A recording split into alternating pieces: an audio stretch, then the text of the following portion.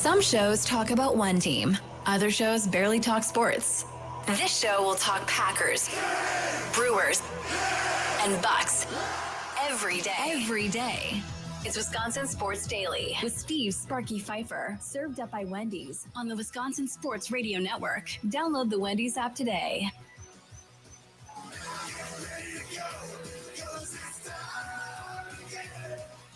Howdy!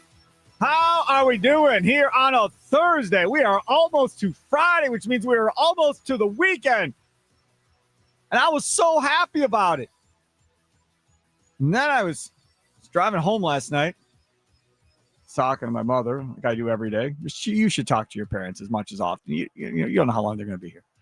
So I was talking to her, and she's like, "Oh, did you see the forecast?" No, I didn't see the forecast. She lives in a different part of the state than me. No, I didn't see the forecast. Oh, down by you, it looks like you're going to have snow, lake effect snow on Sunday night. Great. Wonderful. Makes sense. It's Wisconsin, Sparky. Yeah. That's what happens. I'll be up in Green Bay. Maybe I'll avoid the snow. I'm sure you will. Yeah, I'm sure you probably will avoid the snow. I don't know what the Green Bay forecast is, or the Wausau forecast, or Duluth or Superior forecast. I'd imagine Duluth and Superior are going to get way more snow than we do, would be my guess, right? That's always the thought process. You would think so. I'm looking it up for them right now just to see what the forecast looks for, because it's going to drop temperature-wise. It definitely looks like. So doesn't look like any snow for Duluth. It does not. Superior, those guys up there. Just me. I'm the lucky just one. You, Sparky. It's good. It's great. It's wonderful. So we will get to that. Coming up on today's show, Dustin Godsey, Bucks Chief Marketing Officer, is going to join us. The Milwaukee Bucks Chief Marketing Officer comes up here in about 15 minutes or so. Big goings on over there at the Milwaukee Bucks that he needs to tell you about. Plus, they're going to start their cup play, their in-season tournament as well. And those cream jerseys are coming back. Finally. Mm-hmm. So we'll talk to Dustin Godsey about that coming up at about 2:20. Theo Ash. Maybe you've never heard of him because you're old. That's okay. I hadn't heard of him either. If you're young, you've heard of him. Absolutely. So absolutely. Charlie used him, was like, dude, he's like all of that. And I was like, oh, okay, cool. I found him on Twitter. I thought his work was pretty good. He's like, oh, dude, he's huge. So Theo Ash, who we've had before, it's been a while though, NFL film analyst with a Stay Hot Pod. Definitely not something an old person pod would be called. Stay Hot Pod, and he's joining us for the Green and Gold update. Talk about the Potawatomi Sportsbook coming up at 4 o'clock. Those are our two guests. Of course, we got Charlie Sounds of the Day in there, things that we missed, brought to you by the Milwaukee Admirals. So lots to go on today's show. We're going to start off today's show talking about Matt LaFleur, and I'm not going to play the whole Matt LaFleur presser, but there is a part of Matt LaFleur's presser that I would like to play to start off today's show and get into this conversation. Because I know you're surprised. I am surprised, too, that I don't agree with something the Packers are doing. It rarely ever happens. Normally, I'm fully supportive and on board with every team that we talk about on this radio show. Charlie will tell you, very supportive of the Brewers, very supportive of the Bucks and the Packers. Very rarely do I take issue with anything that the coaching or GM ever does. You know, I know you're being sarcastic, but you're more supportive than some people. Like through my year and a half being on this station, there's some people that can get real negative, and you're a little more supportive than that. So I'll give you that credit. I'm far more supportive and positive now than I was 20 years ago, as we've talked about. So you have that at least going for you. Matt LaFleur talked earlier today about the Packers kicking situation. What's the plan at kicker? Since you still have two after the trade deadline, is it a health thing? Is it best guy at practice wins this week? What are you thinking? Well, I think every time it's a competitive situation. So, we're going to have both of the guys kick today, and we'll kind of see where Brandon's at in terms of his health and whatnot, and go with who we feel like gives us the best opportunity to go out there and compete and win. He was obviously so good for you last year. Do you still have that same level of confidence on him? I do. Absolutely. Why is that? Because I see it every day. Follow-up. Hey, Coach. Just wondering, is it an open competition at quarterback too? Like, if Jordan doesn't play well in practice this week, do we get to see Malik Willis starting on Monday night against the Eagles? Your dad would be happy about that. Yeah. My dad would be ecstatic. Loves Malik Willis. But is that what y'all? Is that how we're going to do this? Because you can't talk out of both sides of your mouth. Because that's kind of what Matt LaFleur is doing here, talking out of both sides of his mouth, right? Oh, it's an open competition. Whoever kicks better is going to kick on Monday. Then meanwhile, follow-up, So do you still like him like you liked him last year? Oh, yeah. Yeah, I still like him. Yeah, he still does good every day. Well, if he does good every day and you still like him, why is the other kicker on the roster? Furthermore, why is it an open competition at this point between both kickers based on who kicks better this week? Again, in my opinion, you can disagree. Dude's talking out both sides of the mouth. Either you're in or you're out, right? You could have said, hey, man, he struggled the last couple of weeks. My follow-up to that would be, but coach, you said he wasn't healthy. So if he's not healthy, then why is he kicking? Maybe we should put him on, maybe consider talking about putting him on the IR. So the health out that he gave him, which I thought was bogus to begin with, the health out that he gave him, he's now taking that off the board and now just saying he's healthy enough. They're going to go compete and see who wins the job.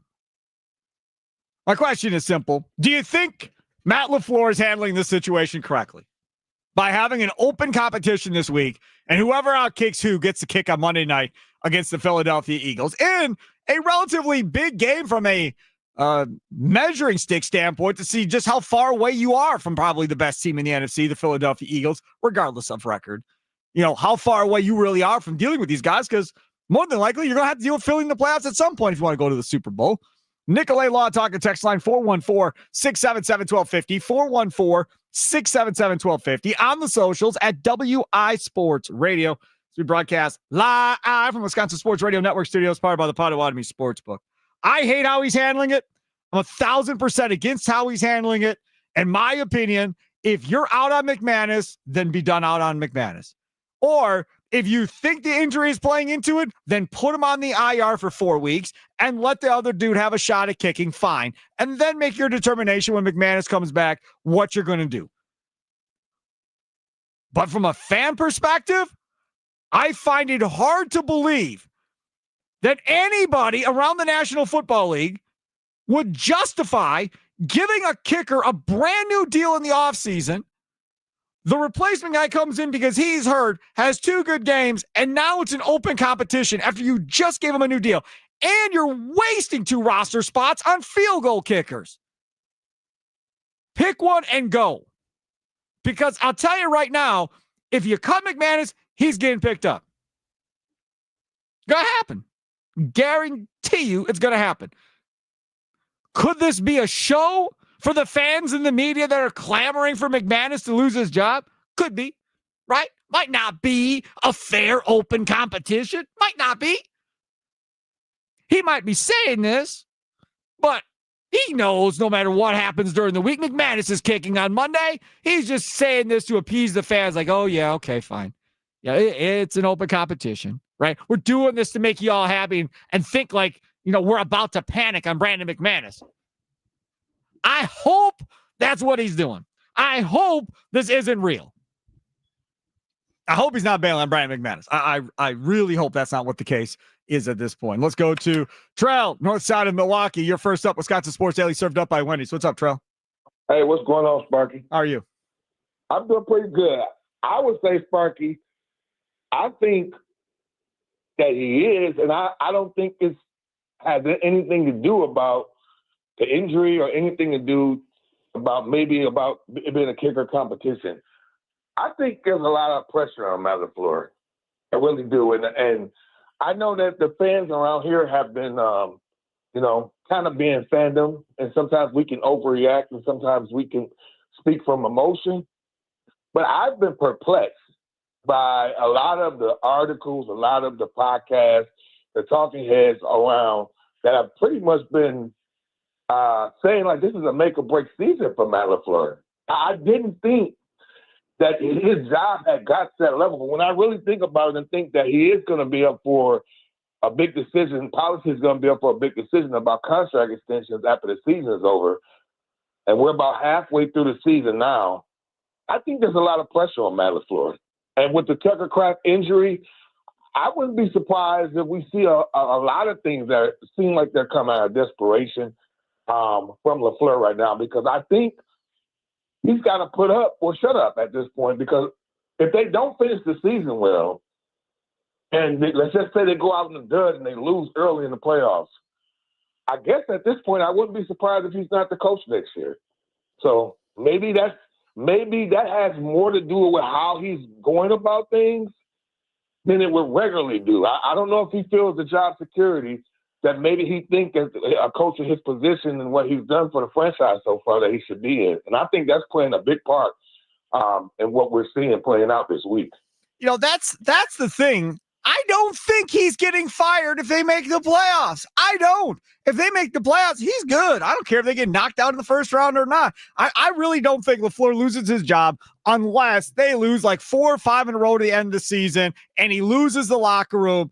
Cool. Then he's done. But outside of that, if they make the playoffs and they get knocked out, it is what it is. Like I don't think that gets him fired, Trell. I disagree, Sparky. That's okay.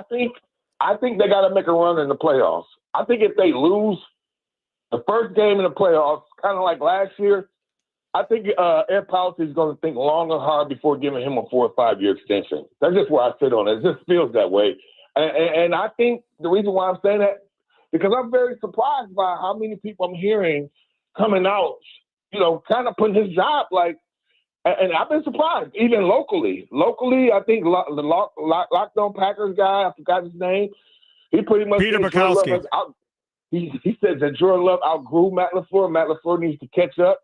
Milenkoff has said that he thinks that LaFleur job is pretty much on the hot seat for the rest of the season. And it's just been a lot I've been seeing. I've been like, wow. Yeah, we'll see. I mean, this is the thing. I don't know Ed Policy. You don't know Ed Policy.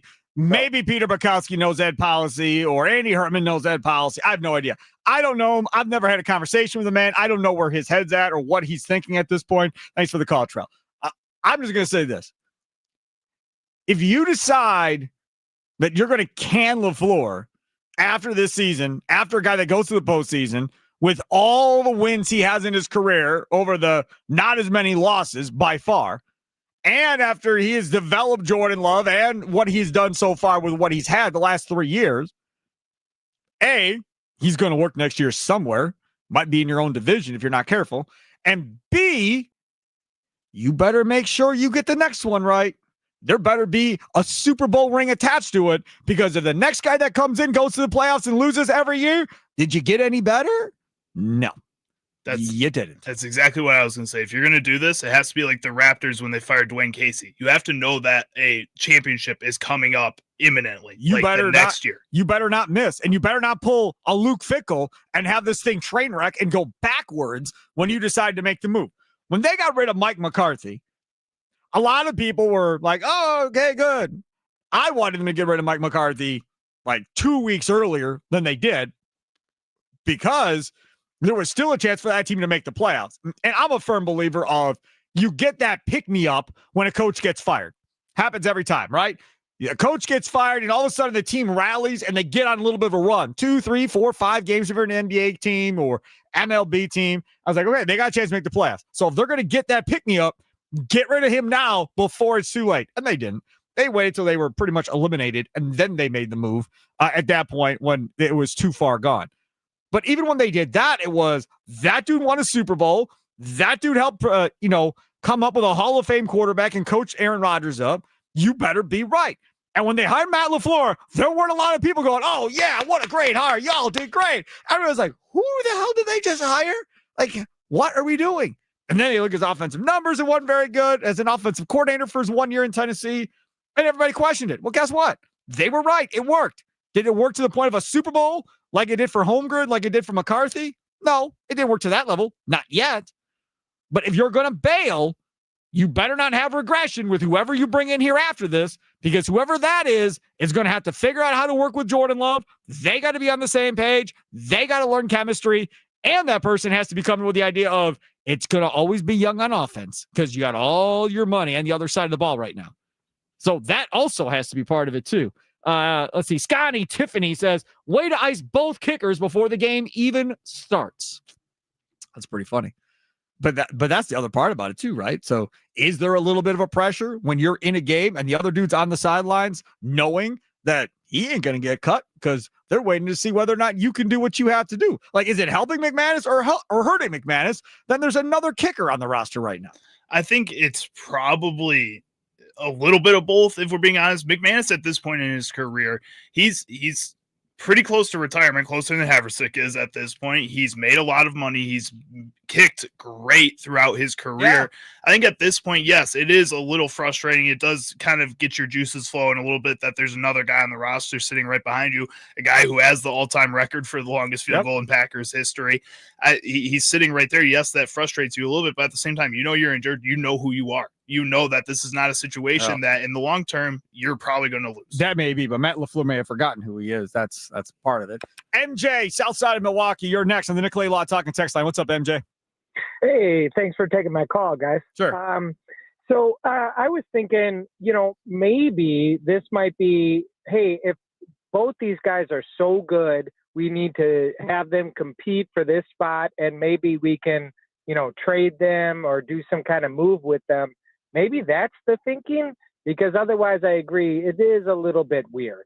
So I'll just hang up and listen to what you got to say. Thanks, man. And that's it. I mean, sometimes competition brings out the best in both players, right?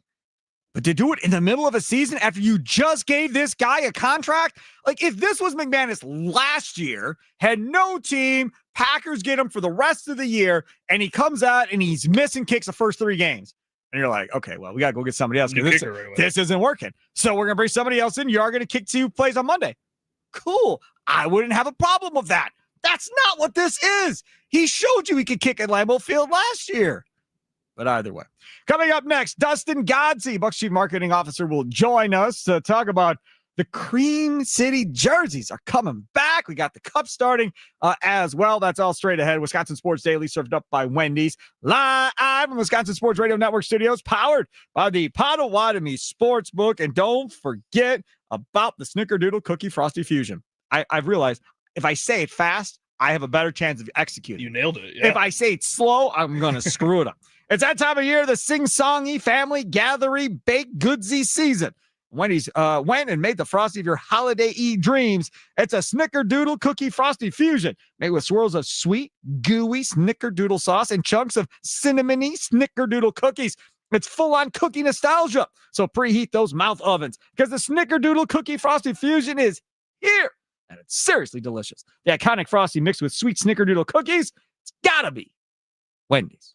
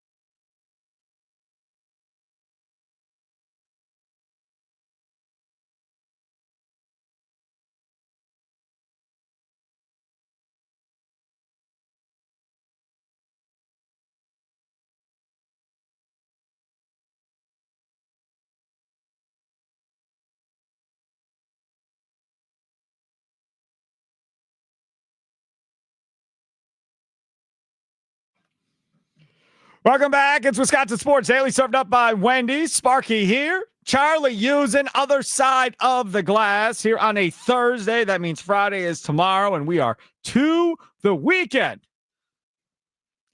I'd be happier to be another day closer to watching the Badgers lose and get killed again by Washington. They're one of like the top upset picks this weekend for some reason. I have no idea why. Washington looked pretty good a couple weeks ago. I'm telling you right now, I wouldn't pick them to beat many college football teams at this point. In fact, Memphis is the Group 5 team right now to get in, according to the College Football Playoff Committee or whatever you want to call those folks. I don't know if they'd even beat Memphis, a Group 5 team at this point. No, probably not. It does not feel good to watch this team ever. I hope I'm wrong. I hope they actually get a win in the Big Ten. Joining us now, a guy that's an Iowa guy. And I committed to myself that I did not want to bring up the Badgers or Iowa or anything along those sorts with him. I wanted just to keep it with our guy about the Milwaukee Bucks, his chief sales and marketing officer, one and only Dustin Godsey, joining us on YouTube and actually with a smile on his face, just grinning. The Badgers just in horrible situation right now, aren't you? I don't love to see that. I like the Iowa-Wisconsin rivalry to be a little bit closer. It doesn't seem like we're ever good quite at the same time, but I'll be sitting in the rain at Kinnick Stadium Saturday to watch Iowa play the Ducks. So that I may not be smiling at that point, but we'll see. If I was a betting man, which I'm not, but if I was a betting man, I don't think I'd bet on Iowa in that game either. Oregon's pretty good. Dustin, if people are watching on X or on YouTube right now at WI Sports Radio, they will see you wearing a Cream City jersey right now. He has one. Charlie doesn't have one. I don't have one. You listening, more than likely, unless you work for the Bucks, you don't have one. Dustin Godsey, how do the rest of us get one of those fine-looking Cream City jerseys? They will be in the Bucks Pro Shop on Tuesday. So down at the Bucks Pro Shop at Fifer Forum or on shop.bucks.com, the Cream City jerseys, the entire Cream City kind of product line that'll come with it will all be released on Tuesday. So we're excited to have these back in people's hands. But Dustin, I went on bucks.com before you came on in the commercial break, and there's a page that says, be the first to know. So did you just ruin it for everybody to be the first to know that it's Tuesday? Because what do I get? Because I put my phone number in, I put my email address in. You will get an email and you will get a text when they're available. So you can click right and whatever time it is on Tuesday, right? Yeah, I think there's a nice little countdown on there too. Yeah, there is. Yeah. There is. So you go to bucks.com, wherever you may be around the state of Wisconsin, whether you're listening on 99.7 FM, WNFL in Green Bay and Appleton, or in Wausau, 93.9 The Game. Maybe you're in Duluth, Superior on 710 The Game. Of course, in Milwaukee on 1250 AM and 105.7 FM The Fan. No matter where you are in the state, you sign up for that and you will be notified just like anybody else is. Okay, so we have those jerseys coming. How many times do we get to see those jerseys worn by our Milwaukee Bucks this year? We've got those, over a dozen times that we'll have throughout the season. The first time you'll see them at home is November 20th against the Sixers. So okay, a lot of fun court changeovers coming up here between. We'll get to it. Oh, we get a new court games and everything. Oh yeah, there's a new Cream City court to go along with it. That is very, very cool. Very, very cool. Yes. All right, I'm looking forward to that. If I'm being honest, I think a lot of people are with me on this one. I love the original Bucks ones, that new secondary floor that we had for the first time with the Bucks logo and the wood grain and all that. What happens when you all are done using one of those courts and you don't use them anymore? Like, where do they go? Do people buy them? Do they end up in schools? Like, what happened to the basketball courts when they're done? Yeah, no, for the most part, I mean, the courts themselves have a lifespan of about 10 to 15 years. So we just sand them down. They have to be sanded down and kind of maintained every couple years just to start with the new finish. And they've got, I want to say 5 or 6 sands available. Our operations guys that listening will correct me for sure on the exact numbers. But so every few years they have to be sanded down. So that's when we kind of look and see if we want to refresh the design, relook at things like that. And then, since Fifer Forum opened, the only court we've completely replaced is the one that we won the championship on, which we, kind of shortened the lifespan of that one, but for a very, very good reason. And that one we did cut up and sell and put together a lot of cool pieces that fans have bought to commemorate. Because if I remember correctly, Maybe I'm wrong. Doesn't Zaza Pachulia have an old floor? He does. He bought the old floor that was at the Bradley Center. So when we moved out of the Bradley Center, it was the one when we rebranded, because we did get brand new courts when we did the rebrand back in. And he bought it, and now he's got it somewhere else. He bought the old one, and we shipped it over to Georgia, and I think it's in a school over there. How cool is not the state of Georgia? Not the state of Georgia. Yes. For those of you listening, it did not go to the state of Georgia. Yeah. I'm talking with Dustin Godsey of the Bucks here. Follow him on Twitter at DGods. In case Iowa happens to lose to Oregon, you can always tweet at him, give him crap if you'd like. Let's talk about the Cup, this in-season tournament that has been going on. And with the in-season tournament, speaking of courts, we always get some new, colorful, fun courts to look at. So when you're flipping around on the TV screen or whatever, and you see some bizarro-looking court, you realize that's Cup play and Cup matchups. That first game is when? Is that this week against the Bulls? It's Friday night, tomorrow night against the Bulls. So tomorrow night against the Bulls, 7:00. They'll be in that first Cup defense game. So fun for us, here in November to be having a title to sort of go out and have a defense for, and hopefully get back to Vegas. We're 2-0 in the 2 years of existence of the in-season tournament, now the NBA Cup, of getting down to Vegas for the semifinals, and we were able to bring it home last year. So a little added incentive, I think, for the players to not want to be the ones to break the streak of getting to go down there and play for the Cup.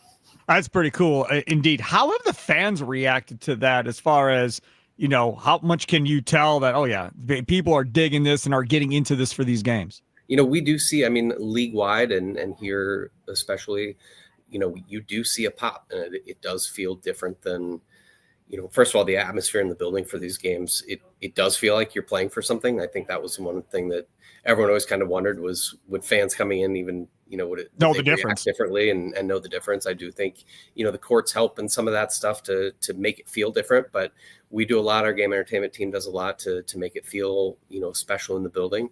But we see an increase from ticket sales. We see an increase in TV ratings for those games across the league. It's really done what it was intended to do, which was, breathe a little bit of excitement and energy into the first half of the season. I don't think I want to ask this question, but I've been to enough Bucks Bulls games, especially at the Bradley Center. I remember doing a post-game show. Remember what was that? The bar called under the restaurant across from the Bradley Center, Game Time or whatever it was called back then. And I did my post-game show there after a Bucks Bulls game. The entire stadium was Bulls fans. It was all red. And afterwards, all I had was Bulls fans in the bar. That's all it was. It was red everywhere. It doesn't feel like it's been that for quite some time, obviously. But in fairness, the Bulls have sucked for quite some time. Now the Bulls are actually good for the time being. Do we anticipate a run on some Bulls fans coming up on Friday night? I would guess we'll see probably a little bit more of those fair weather sort of Bulls fans that haven't been interested as much the last few years. But I would say really since we played them, in the playoffs, what year was that? 2015, the year. That's when Giannis took out Dunleavy. Yes. Yep. Great moment in Bucks history. I think game 6 of that series, we, was really the first time since I'd been here that you really felt like the building was being dominated by Bucks fans instead of sort of that 50-50, which is a fun atmosphere all in and of itself, but we've certainly seen it be much more Bucks fans ever since then. And I think we will continue to see that. It's a Friday night. Bulls have a little bit of heat right now, so I'm sure we'll see a little bit more red in the building than we have, but it'll be a far cry from, those Bradley Center days when it was kind of a domination.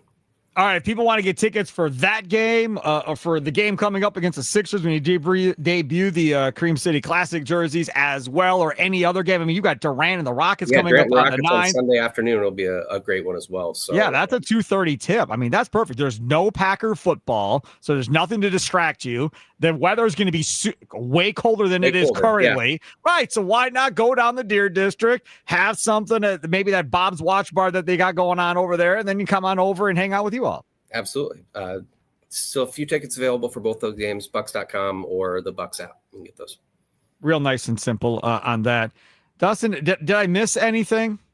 Oh, I think we have it covered. A lot of, we've again, just a crazy schedule. We've got another cup game next Friday against the Hornets. Lakers come in next Saturday. So November's rocking and rolling for us. It's a beautiful thing. Dustin Godsey, thanks so much for coming on. Of course, Bucks Chief Marketing and Sales Officer. Follow him on Twitter at DGods. Enjoy the rest of your day. Thanks, Mark. Appreciate it. There he is. There goes Dustin. Big fan of Dustin. Joins us on the guest hotline, powered by Gruber Law. One call, that's all. I just looked up to the TV set. I have ESPN on, and there is Robin Lopez in all of his glory on TV. Is that a Walt Disney World Letterman's jacket he's wearing? I think it is. He didn't go to Duke, so it ain't no damn Duke jacket. No, it's they probably played a at Stanford, so that's got to be a Walt Disney World. Yeah, I think is that a Donald Duck jacket? It is a Donald. It is a Donald Duck jacket. I want that You're jacket. Such a nerd. This is what I want for Christmas. Somebody buy me that Robin Lopez Donald Duck jacket. I will absolutely. Well, I think that wear exact one probably won't fit you. It might be a couple sizes too big, but smart Alec. It's just like dealing with my kids. I want the Donald Duck jacket. I'm sure it's expensive, but that thing is sweet. It's got Donald Duck down by the pocket. Man, the Donald Duck jacket. I gotta have that. Robin Lopez with the style right there. Looks good too, man. White shirt, white shoes, jeans. I feel like it's probably not that expensive. I'm looking at some. Everything Disney's expensive. What are you talking about? You get a pair of socks probably cost you like $30. It's only $60. Is that it? Yeah, that jacket. DisneyStore.com. Oh yeah, I'm asking for that for Christmas. That's happening tonight when I get home. I want that jacket. Coming up next, will you trust the Brewers that decided to trade Freddie Peralta this offseason? Lots of rumors circulating around that and what kind of return they might get for Freddie Peralta. So we'll get into that. Coming up next is Wisconsin Sports Daily, served up by Wendy's, live from the Wisconsin Sports Radio Network studios, powered by the Potawatomi Sportsbook. And speaking of the Potawatomi Sportsbook, I love me some Potawatomi. Potawatomi's giving away over $300,000 in prizes. It's autumn action. Yeah, you heard that right. Over $300,000 in prizes, courtesy of our friends over at Potawatomi Casino Hotel. Autumn action runs from now through the 20th, and you can earn entries playing with your rewards card. Prize drawings happen on Thursdays between 5 and 8 p.m. If you win, you get to pick your prizes from the prize board. All leftover prizes go on to a rollover jackpot drawing. For more info, go online at Potawatomi.com. Must be 21 years of age or older and a rewards member to play.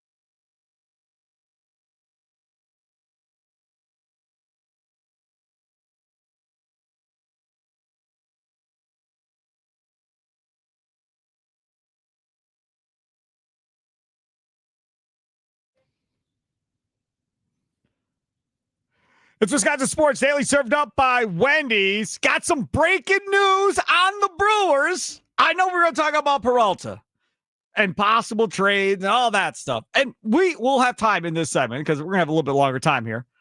But I got to read this. I got the press release in the email, and I swore when I read it. I couldn't believe what I was reading.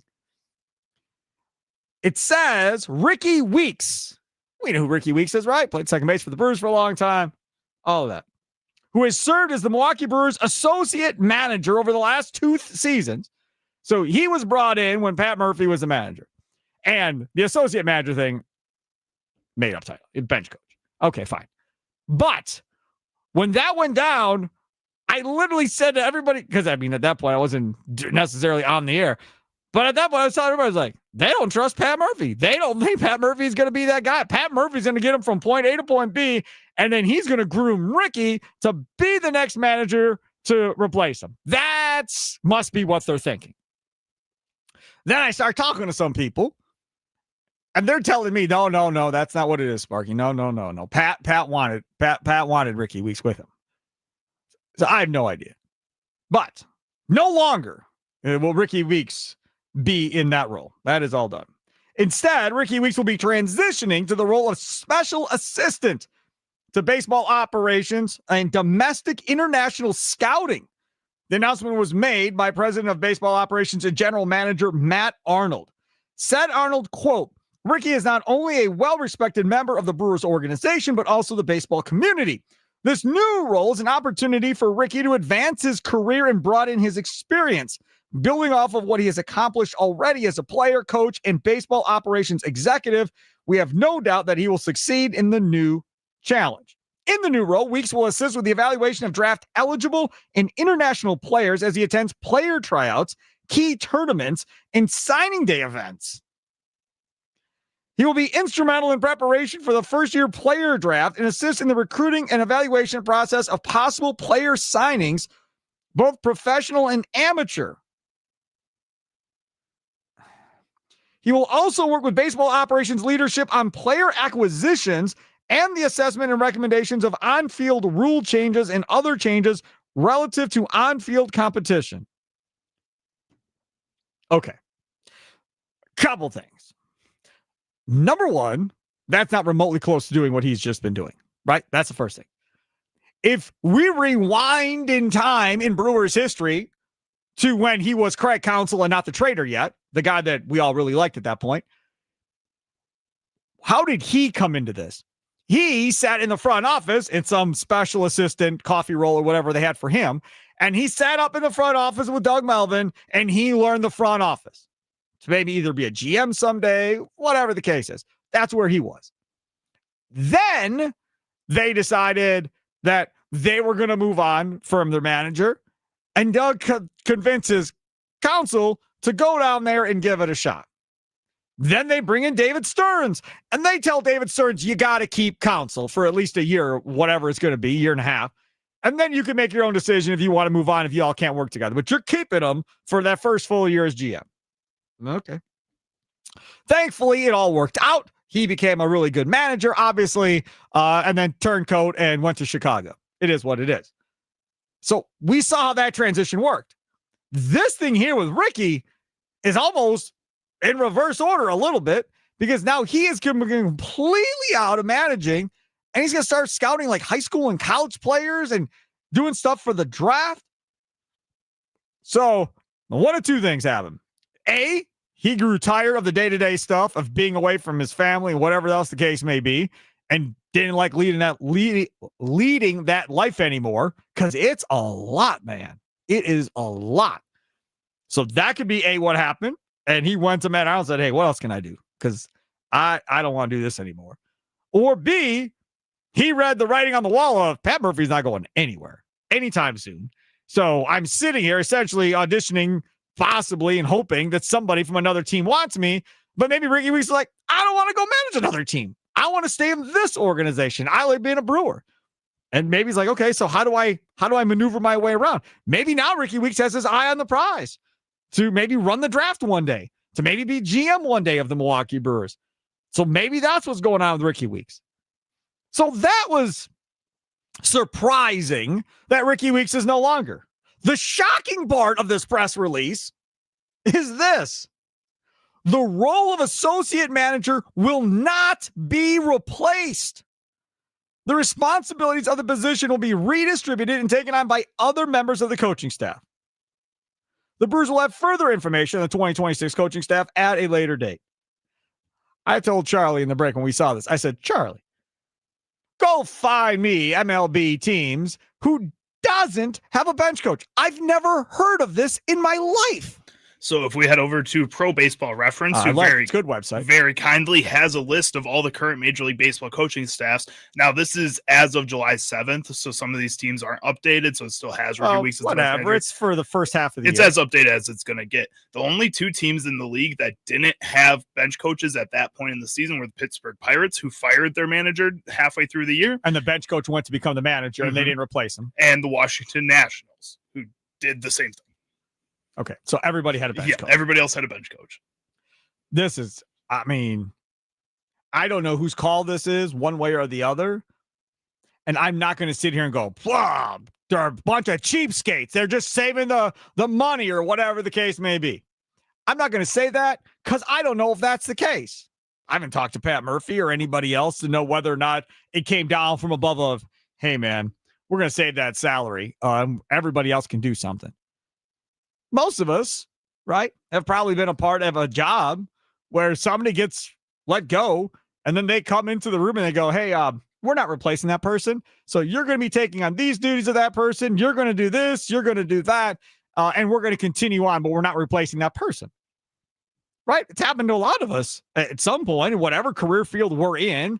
You know, people make cuts at jobs and then everybody has to do more than they were doing before for the same amount of money. So that could be what's going on here with the Brewers where they've made that decision. That's option A. Option B in all of this is that Pat Murphy simply said, dude, I don't need that person. Like, I got it. I've been doing this 100 years. I don't need somebody else trying to come in here and tell me what I'm going to do or not do or whatever else. So we'll just give out some of these other responsibilities to other people and we'll move. I mean, if we're being real about this, the hitting coach is that they got a million hitting coaches. That's another thing. If it were cost cutting, get rid of some of the hitting coaches. We don't need 3 hitting coaches. They had one for 100 years. Don't need 3 or 2. Just get one. So if you were going to cut costs, if it's me, that's where I would have cut costs. I wouldn't have got rid of the bench coach, either or whatever they call him, the associate manager. But again, I don't think that's what it is. My guess is Pat said, dude, I don't need one of those guys. I'm good. I'm fine. I don't need another one. Then you talk about spreading out duties. Well, you got a million hitting coaches. Some of those guys can pick up some of the duties as they're sitting in the dugout or whatever they're doing. They can pick that up. I mean, the pitching coach, he's on the bench too. Maybe bullpen coach isn't helping out much. He's out in the bullpen, so obviously he's not going to be a factor in all of this. So yeah, probably do between hitting and pitching. You got 4 coaches that are hanging out during the course of a game. So it does seem likely that you could absolutely take all of these roles and duties up. It's just unheard of. You could. And it's also really weird because it seems like the locker room and the clubhouse really loved having Ricky Weeks around. Yeah, everybody talked very highly of him. Yep. He talked about how much he loved being a part of that team. I mean, Pat Murphy gets thrown out at least once a month, so you're going to need somebody to kind of fill in on a consistent basis to be that manager. I'd like to see more, to be honest. Yeah, I think there's more times where he can argue a little bit. I think this year with the unmade strike zone, he's definitely going to get thrown out more. There's going to be more arguments and stuff with managers yelling at umpires. I think there's going to be less. I don't know. I think some of these guys argue against the computer. What are you going to argue? I think some of these guys are going to go out there because you only get like the certain amount, or it has to be like accepted or whatever. So like an ump's going to tell him, no, I'm not checking that. Like I can tell it was clearly a strike, and the manager's going to come out and argue with him, and then they're going to get the review and everything. It's going to be all that. But I think that this move, if this is Pat Murphy saying that he doesn't need a Ricky Weeks around anymore, or that he doesn't need a replacement, I think that's a really risky move by Pat Murphy. This season, you have a lot of really kind of new expectations on this Milwaukee Brewers team. You are now a 2-time manager of the year, because I'm pretty sure he's going to win it in the National League again this year. So that holds new expectations. And now, instead of spreading this out amongst you and then a Ricky Weeks to kind of help you figure this out, and I know you're confident, I know you feel good about what you can do with this roster, it now all solely falls on you. And if you don't have a bench coach, I think that kind of makes it even harder on you than if you did have somebody there to kind of take some of that brunt too. I'll be interested to see how they spin this kind of going forward, why there isn't a bench coach. Obviously, it's a press release. So now the guys that write and that are beat writers, now they can call and have their own personal conversation with Matt Arnold off to the side. Somebody, I would assume, will, and try and figure out what in the world is going on. I would assume somebody will call Ricky Weeks and have a conversation with him about trying to figure out what's going on. I'm also interested to see if there's going to be other changes to this coaching staff coming into next year, because you know darn right well, most Brewer fans have had their fill of Jason Lane at third base, if we're being honest. But if you're also being honest, name me a third base coach you were all in on. Eddie Cedar, one of the nicest human beings walking the face of the earth, and his wife can bake cookies with the best of them. That man got killed year in, year out by the fan base. I don't think there's anybody you could put in as a third base coach, Jason Lane or otherwise, that any fan base is going to be happy with. It's the most scrutinized position outside of manager, I think, on most baseball teams. If you had like a Ricky Weeks out there, though, maybe that'd be somebody that fan base, like a player that they used to love that's on the coaching staff now or something. Man, they will turn quick. Put a Carlos Gomez at third base or something. Carlos Gomez. He'd be the worst person to put Carlos at third Gomez. base. Be falling down, waving for exactly. people to go. Helmet be flying off behind him. Yeah, him and Nigel Morgan can share duties. I think they could do really good. Oh, no. Funny about Carlos Gomez and him doing that, but I don't think I want to deal with that. Sports Cycle, Wisconsin Sports Radio Network is presented by Paramount Plus. Can't count on much these days, but you can always count on Sundays with the NFL on CBS and Paramount Plus. Watch your local NFL games every Sunday on CBS and Paramount Plus all season long. Visit ParamountPlus.com/NFL to get started today. Speaking of the NFL, coming up in the next segment, start the next hour, there's some interesting numbers that Jordan Love was one of only 4 players to do in his first 50 games of his NFL career. One of only 4. And the other 3 names on the list are names that have had success in the National Football League. But of those, who does Jordan Love remind you most of?